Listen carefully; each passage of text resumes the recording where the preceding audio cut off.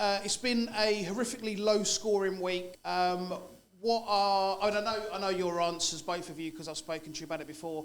But what are kind of like the best things that people can do if they're struggling with their game week and they're struggling with their mental health because of it? What are the best coping strategies for people on a game week like this where everyone has suffered? Oh, brutal. Okay, that was a good one. Although I also love the fact you said, I know your answer, but then you asked the question anyway. I've changed my... since we last spoke, Are Ricky, you sober enough to answer this? Ricky, since we last spoke, I've started taking up yoga, meditation, health retreats. Yeah, I'm more than sober enough to answer it. Are you? I think, to be honest, this week's fine, really, for most people, because everyone's done shit. So we're all in the same shit boat. It's the ones like, the Salah Hall at Old Trafford and the Kai Havertz week, those sort of ones where you're like, oh my God, I'm on the wrong side of the decision. And you still look at it, well, I think I made the right decision, and variance happens or whatever. With this week, everyone's missed, basically. So everybody's had a difficult week. And there will be, we're laughing at me sitting on, at the time recording, 29 and a green arrow. And we know there's 14s minus 4s knocking about and stuff like that. I think if you can, and not everyone can, don't take yourself too seriously. There are more important things in the world than FPL. Sometimes it doesn't feel like that. I get that for certain people, but there has to be. Even if that's your own mental health, it has to be something more important than the result of a fantasy football team at the end of the week. I think the biggest one for me is if you're at peace with your decisions prior to the week starts, then the outcome will be the outcome.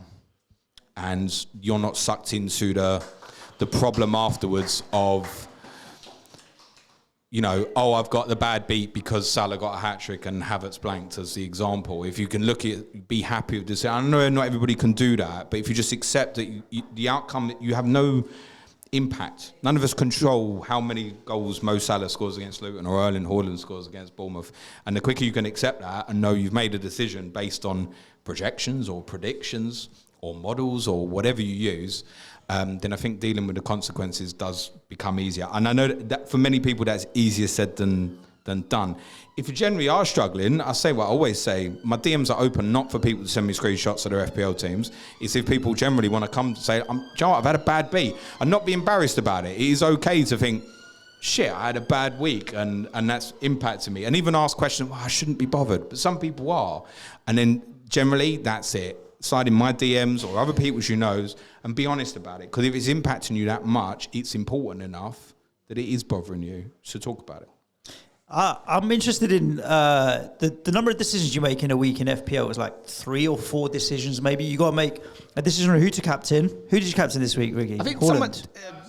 You went Salah, yeah? Where's Tom? Is that 61 decisions a season or something, they say? Tom's not looking at me. Yeah. I'm assuming that Tom Cantwell, from who got the assist, is going to know the answer. You're picking your decisions or something. You're picking your transfer, and then you're picking who to bench and who not to bench, right?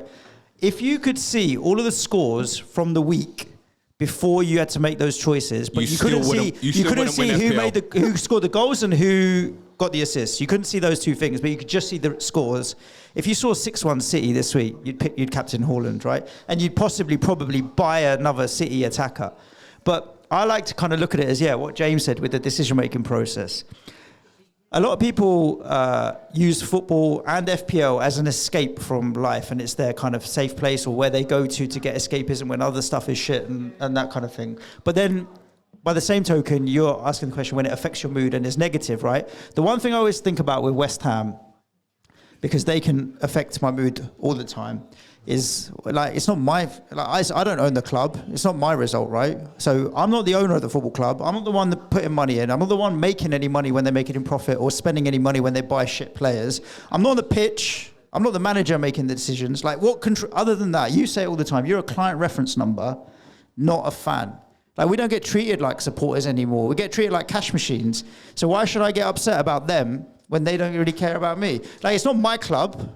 It just happens to be that I chose them. I can't find that easy. What? To not get upset. Get impacted by what Tottenham do, right? So. Yeah, but you've got no control over that. No, I know. That's your dad's fault for making you support them. Do you know what I mean? Dad's I can understand it. You got someone else to blame. I chose West Ham out of stupidity. You fucked my life. Yeah. He's just stupid. The other... Thank you, Dad. I love you. The other thing is, like, and you'd said it, like, there's got to be other things in life. Like, there's got to be. And if you're in a situation where it affects you really badly and you haven't, then it's not about FPL affecting you. It's not having enough other stuff in your life that drives happiness that you can go to, whether it might be family or other hobbies or other interests or whatever else. It can only make up a certain percentage of your total hours that you've got a day. And if it's affecting you too much, it's taking up too much of your time, you've got to either add other stuff in or not care about it as much. But I would add to that certainly the patrons in the room know this about my son and stuff, right? So in a way, he's kind of socially awkward at the moment. He's just about to turn 5, right? So what if you're an adult and you know being socially awkward and finding other things to do is difficult, and that is your thing, because it's difficult to make friendships and stuff like that. But then do you get super happy? Say this is a hypothetical question about this person that you're describing. Do they get super happy when they do well in FPL? Is that like a highlight of the week? I can't answer the question for them.